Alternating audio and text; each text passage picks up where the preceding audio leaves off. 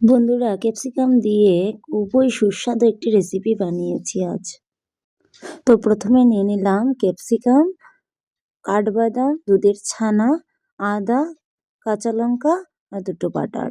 তো এখানে ক্যাপসিকামগুলো ভেজে নিলাম। এতে অল্প লবণ আর হলুদ দিয়ে দিলাম।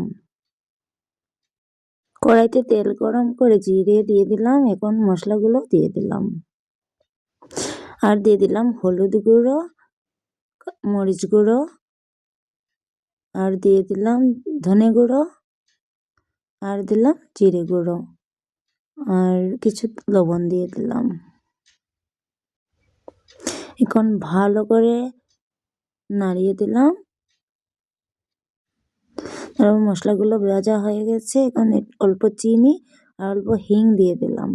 তো বন্ধুরা, মশলাগুলো ভাজা হয়ে গেছে। এখন ক্যাপসিকাম ভাজাগুলো দিয়ে দিলাম।